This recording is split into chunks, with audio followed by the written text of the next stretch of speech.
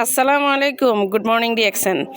দেখেন, আপনারা অনেকে বলেন যে আমি গ্রামে থাকি, আমি ধানের কাজ করি, আমি ব্যস্ত, আমি বিজি। এই যে দেখেন, আমিও কিন্তু কাজ করতেছি। আমি কাইমা খাতুন রানী। আপনারা হয়তো বিশ্বাস করবেন না, এই যে দেখেন আমি কিন্তু গ্রামে আসছি। গ্রামে এসে কিন্তু আমি ধান সিদ্ধ করতেছি। এই কথাটা আপনাদের অনেকের হয়তো বিশ্বাস হবে না, ঠিক আছে? এই জন্যেই আপনাদেরকে অনেক সময় বলি যে আসলে দেখেন, কাজ সব জায়গায় করতে পারে। আমার হাজব্যান্ড সহযোগিতা করতেছে, যদিও আমি একা না, আমার হাজব্যান্ড আমাকে সহযোগিতা করতেছে। এই যে দেখেন আমাদের ধান দেখছেন। অনেকে বিশ্বাস করবেন না, অনেকে বলেন যে আপনি তো শহরে থাকেন, হ্যাঁ শহরে থাকেন, শহরের মধ্যে থেকে আপনি বিজনেস করতে পারেন। আমরা গ্রামে থাকি, গ্রামের পরিবেশে আমরা পারি না।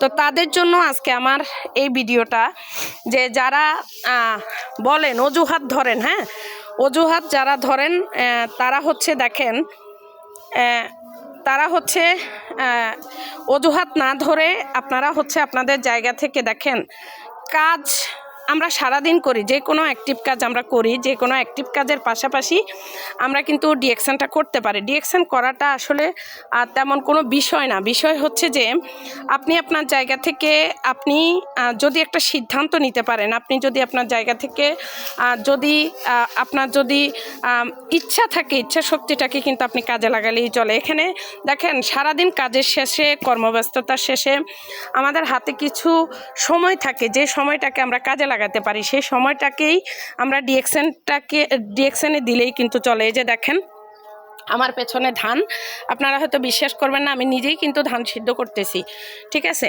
এই যে দেখেন আমি নিজেই ধান সিদ্ধ করতেছি, আমি এবং আমার হাজব্যান্ড, হ্যাঁ আমরা ধান সিদ্ধ করতেছি। আমি কিন্তু গৃহস্থের মেয়ে, আমি কিন্তু একেবারে যে আমি শহরে থাকি বিদায় যে আমি গ্রামের কোনো কাজ করি না, বা গ্রামীণ কোনো কাজ আমি জানি না এমন না, আমি সবই জানি।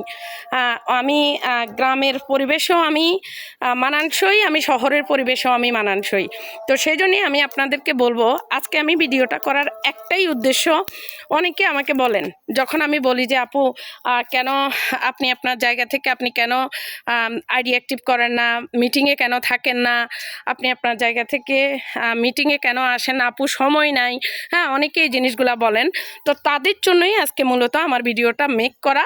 এই যে দেখেন আমি নিজেই কিন্তু এখানে কাজ করতেছি, আমি নিজেই কিন্তু কাজ করতেছি। দেখেন আমি নিজেই ধান সিদ্ধ করতেছি।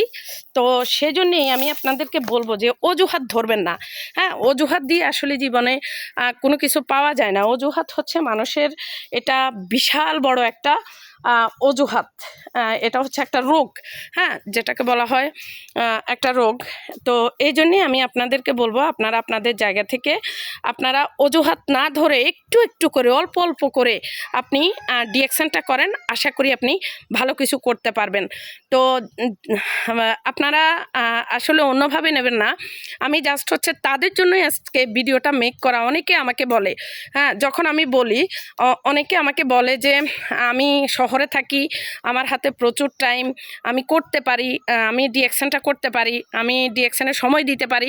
তো তাদের জন্যই আজকে মূলত আমার এই ভিডিওটা মেক করা, যে আসলে আমিও গ্রামে এসে আমিও কিন্তু আমার গৃহস্থের কাজগুলো করি, ধান সিদ্ধ করি, ধান সিদ্ধ করে শহরে নিয়ে যাই।